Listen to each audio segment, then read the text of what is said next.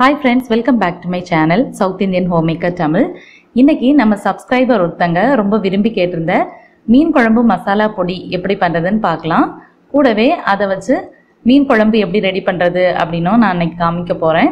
So video வந்து உங்களுக்கு ரொம்பவே யூஸ்ஃபுல்லாக இருக்கும் அப்படின்னு நம்புறேன். அதனால வீடியோவை ஸ்கிப் பண்ணாமல் கடைசி வரைக்கும் பாருங்க. வீடியோக்குள்ள போறதுக்கு முன்னாடி நம்ம சேனலுக்கு நீங்க ஃபர்ஸ்ட் டைம் விசிட் பண்றீங்க அப்படின்னா மறக்காம சப்ஸ்கிரைப் பண்ணிக்கோங்க. கூடவே அந்த பெல் ஐக்கனை கிளிக் பண்ணிக்கோங்க. இப்போ ஃபர்ஸ்ட் மீன் குழம்பு மசாலா பொடி பண்றதுக்கு தேவையான பொருட்கள் இதெல்லாம் பார்த்துடலாம்.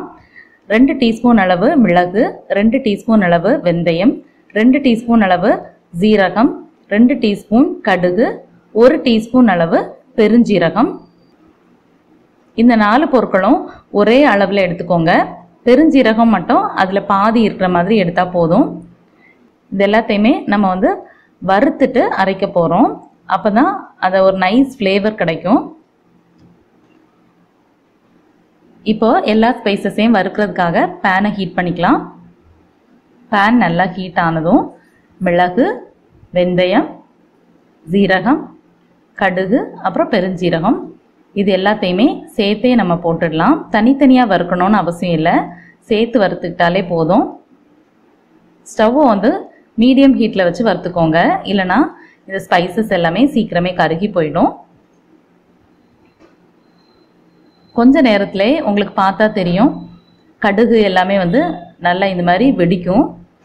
அதோட நல்ல ஒரு வாசனையும் வர ஆரம்பிக்கும்.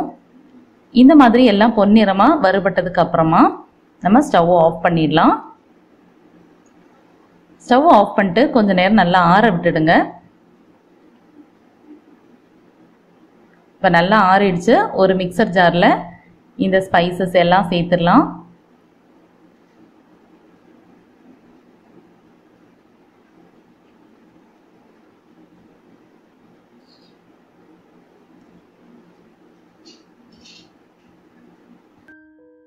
இது எல்லாத்தையும் நல்லா ஃபைன் பவுடராக அரைச்சி எடுத்துடலாம்.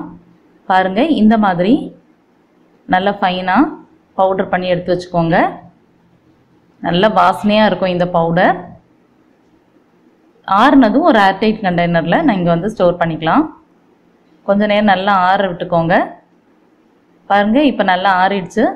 இதை இந்த மாதிரி நல்லா ஏர்டைட்டாக இருக்கிற மாதிரி ஒரு ஜாரில் நம்ம ஸ்டோர் பண்ணிக்கலாம். 6 months வரைக்கும் இந்த பவுடர் வந்து கெடாமல் இருக்கும். எப்போவுமே மீன் மசாலா ரெடி பண்ணும்போது ரொம்ப நிறைய குவான்டிட்டியில் பண்ண வேண்டாம். அப்படி நம்ம செஞ்சால் அதோட ஃப்ளேவர் வந்து போயிடும். இப்போ நான் மீன் குழம்பு பண்ணுறதுக்கு தேவையான பொருட்கள் எல்லாம் எடுத்து வச்சுருக்கிறேன். நான் இன்னைக்கு ஒரு 1/4 கிலோ அளவு மீன் எடுத்துருக்கிறேன். எந்த மீன் வேணாலும் யூஸ் பண்ணலாம். நான் இன்னைக்கு சாலை மீன் யூஸ் பண்ணுறேன். இதில் சேர்க்குறதுக்கு பார்த்தீங்கன்னா முருங்கைக்காய், மாங்காய், அப்புறம் புளி வந்து ஒரு லெமன் சைஸ் ஊற வச்சுருக்கிறேன். அப்புறம் தேங்காய், பூண்டு, வெங்காயம், தக்காளி, அப்புறம் நல்லெண்ணெய் எல்லாம் எடுத்து வச்சுருக்கிறேன். நம்ம வந்து ஒரு மசாலா ரெடி பண்ணிக்கணும் மீன் குழம்புக்கு. அதுக்கு ஒரு பேனில் 2 டீஸ்பூன் அளவு நல்லெண்ணெய் சேர்த்துருக்கிறேன். இந்த மீன் குழம்புக்கு நல்லெண்ணெய் சேர்த்தா தான் நல்லா டேஸ்ட்டாக இருக்கும். எண்ணெய் சூடானதும் ஒரு 8 to 10 சின்ன வெங்காயம், 5 பல் பூண்டு இதை வந்து உரித்து முழுசாகவே சேர்த்துடலாம். நம்ம வந்து கட் பண்ணணும்னு அவசியம் இல்லை. சேர்த்துட்டு நல்லா வதக்கிக்கோங்க.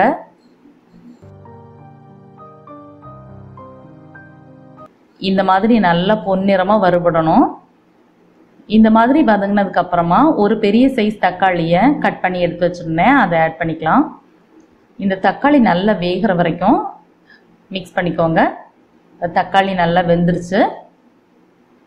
இந்த டைமில் நம்ம பவுடர்ஸ் ஆட் பண்ணிடலாம். ஒரு 1/4 டீஸ்பூன் அளவு மஞ்சள் தூள், 2 டீஸ்பூன் அளவு மிளகாய் தூள், 2 டீஸ்பூன் அளவு மல்லித்தூள், அப்புறம் நம்ம ஃப்ரெஷ்ஷாக அரைச்சி வச்சுருந்தோம்ல அந்த மீன் மசாலாவில் 1 டீஸ்பூன். இது எல்லாத்தையுமே சேர்த்துட்டு லேசான சூட்டில் நல்லா வறுத்துக்கோங்க. ஹை ஃப்ளேமில் வச்சிங்கன்னா கருகி போயிடும். அதனால் ஃப்ளேம் அட்ஜஸ்ட் பண்ணிக்கோங்க. இந்த பவுடர்ஸோட பச்சை வாசனை போகிற வரைக்கும் நல்லா வதக்கிக்கோங்க. இப்போ பவுடர்ஸோட பச்சை வாசனை எல்லாம் போயிடுச்சு. கொஞ்ச நேரம் நல்லா ஆற விட்டுடலாம். ஆறுனதுக்கப்புறமா இதை ஒரு மிக்சர் ஜாருக்கு ட்ரான்ஸ்ஃபர் பண்ணிக்கலாம்.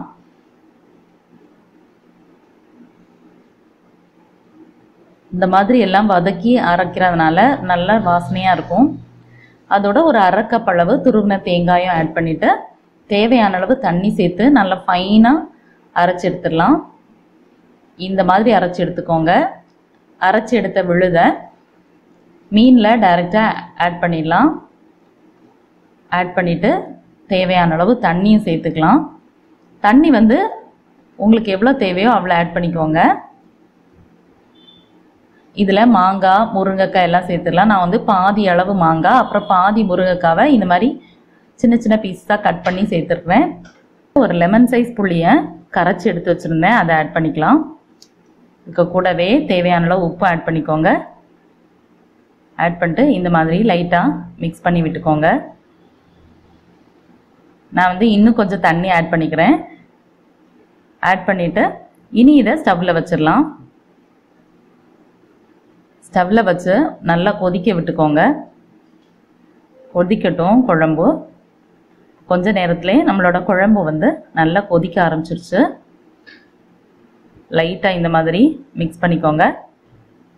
எப்போவுமே மீன் குழம்பு பண்ணும்போது நம்ம ஸ்பூன் யூஸ் பண்ணக்கூடாது, அப்படின்னா மீன் வந்து செதஞ்சு போயிடும். அதனால இந்த மாதிரி லைட்டாக சுற்றி விட்டுட்டா போதும், நல்லா மிக்ஸ் ஆகிடும். நல்லா கொதிச்சதுக்கு அப்புறமா ஒரு மோர் மிளகாவை 2ஆக கட் பண்ணி சேர்த்துருப்பேன். கூடவே கொஞ்சம் கருவேப்பிலையும் ஆட் பண்ணிக்கிறேன். அப்போ தான் குழம்பு வந்து நல்ல வாசனையாக இருக்கும். இந்த மோர் மிளகாய் வந்து ரொம்ப நல்லா இருக்கும் மீன் குழம்புக்கு. நீங்கள் யூஸ் பண்ணி பாருங்கள். கொஞ்ச நேரம் நல்லா வேக விட்டதுக்கு அப்புறமா இப்போ பாருங்கள், நம்மளோட மீன் குழம்பு வந்து சூப்பராக ரெடி ஆயிடுச்சு. மீன் எல்லாமே நல்லா வெந்துருச்சு. நம்ம சேர்த்த மாங்காய் முருங்கைக்காய் எல்லாமே நல்லா வெந்திருக்கு. போதுமான அளவு வத்தியும் வந்திருக்கு. ஸ்டவ் ஆஃப் பண்ணிடலாம். இதை வந்து சூடான சாதத்தோட பரிமாறலாம். நான் இன்னைக்கு சம்பா அரிசி தான் யூஸ் பண்ணியிருப்பேன். இன்னைக்கு எங்கள் வீட்டில் பீட்ரூட் பொரியல், அதையும் சர்வ் பண்ணுறேன். அதுக்கு கூடவே நம்ம கமன் வாசனையோட சால மீன் குழம்பு. பார்க்கும்போதே சாப்பிடணும் போல தோணுதில்ல. அதோட சுவையும் பார்த்தீங்கன்னா ரொம்பவே அட்டகாசமான சுவையில் இருக்கும். இந்த மீன் குழம்புல நம்ம வந்து எல்லா ஸ்பைசஸையும் அரைச்சு பவுடர் பண்ணி சேர்த்துருக்கிறதுனால நல்ல வாசனையோட சூப்பராக இருக்கும். ஸோ ஃப்ரெண்ட்ஸ், இன்னைக்கு நம்ம வீடியோவில் மீன் குழம்பு பொடியும் மீன் குழம்பும் எப்படி பண்ணுறதுன்னு பார்த்தோம். இந்த ரெசிபி எல்லாமே உங்களுக்கு பிடிச்சிருக்கும் அப்படின்னு நம்புகிறேன். நீங்களும் உங்கள் வீட்டில் இதை யூஸ் பண்ணி செஞ்சு பாருங்கள்.